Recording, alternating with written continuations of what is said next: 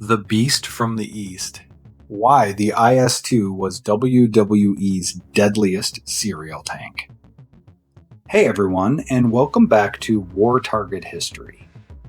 This channel is fueled by your passion for real, fact-based military history.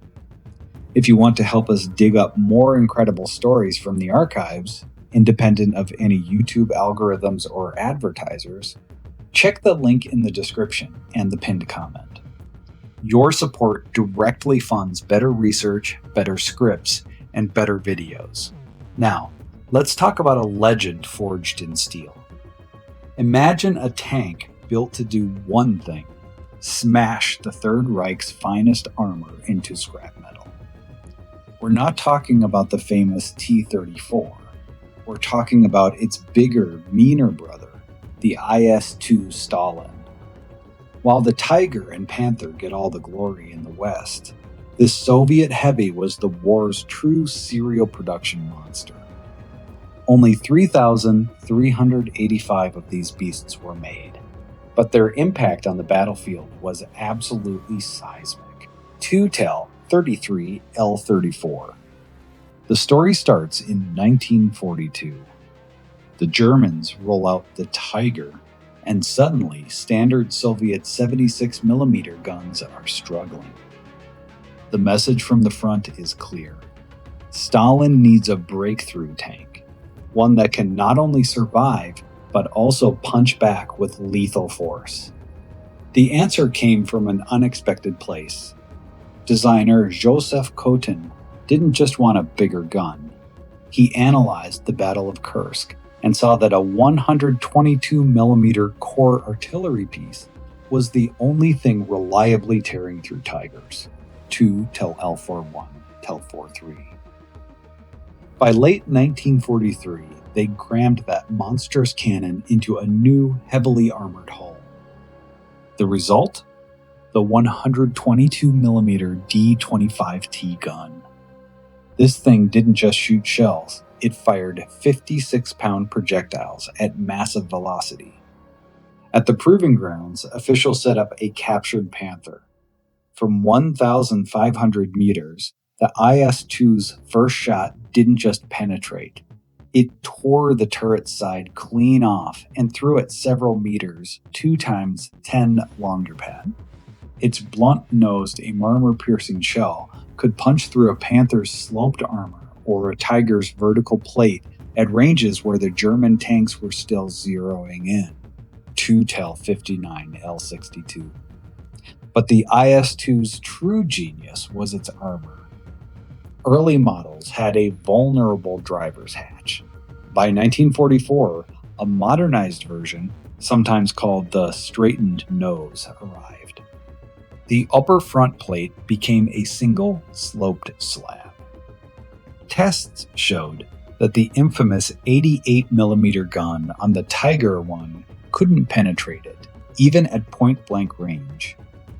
Weighing 46 tons, it was lighter than a Panther, but with a far more devastating punch, and a surprisingly reliable V2 diesel engine, making it a balanced killer. 2Tech L38 L40. And hey, if you want to see these machines up close, check the link in the description for realistic, museum-quality scale models from AliExpress.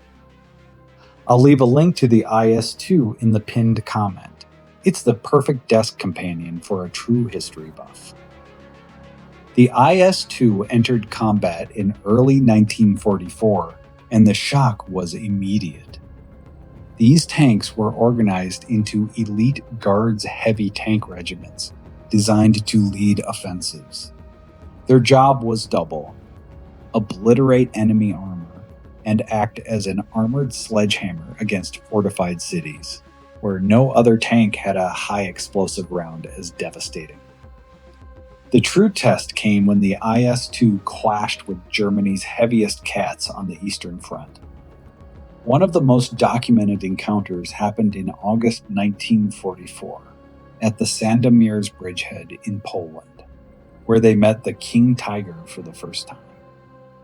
The German 501st Heavy Tank Battalion attacked with 11 of these 68-ton behemoths. Waiting for them was a well-placed ambush by IS-2s and T-34-85s. The result was a slaughter. In a single day, the Soviets knocked out or captured 13 King Tigers, with the IS-2's 122mm shells proving lethal against even that thick armor. The myth of the invincible German tank was shattered. If you're fascinated by these armored duels, you can command these exact tanks yourself in two incredible free-to-play games. War Thunder. This is the ultimate sandbox for testing historical matchups. Jump into a realistic battle, feel the recoil of a 122mm cannon, and experience the tension of deflecting an 88mm shell. It features many of the legendary machines we discuss right here on the channel. Enlisted, this is a different beast entirely, an MMO squad-based shooter. You're not a lone tanker. You're an infantry squad leader, a tank crewman, or a pilot in massive, chaotic battles. You storm the beaches of Normandy, defend Berlin's streets with a Panther, or lead a Soviet assault with an IS-2, all while commanding your own AI squad. It's the chaos of combined arms warfare in the most authentic way you can play. Both games bring history to life. Links to play them for free are in the description and pinned comment. The numbers speak for themselves.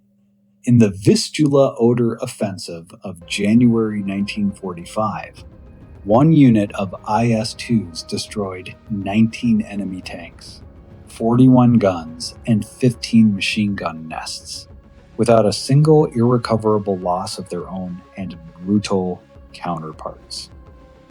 The German High Command issued an order. Their tank crews were not to engage the IS-2 in open battle, but to fight only from ambush. It was the ultimate backhanded compliment.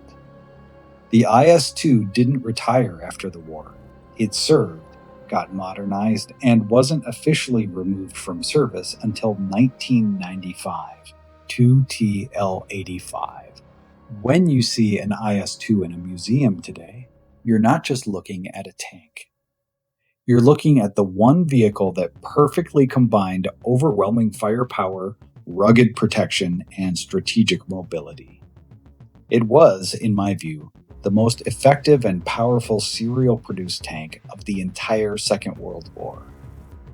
If you enjoyed this deep dive, please subscribe to the channel and hit that like button. Your support makes these documentaries possible. And a special thanks to our supporters via the link in the description. Every little bit helps us stay independent and keep bringing you the real stories behind the steel. See you in the next one.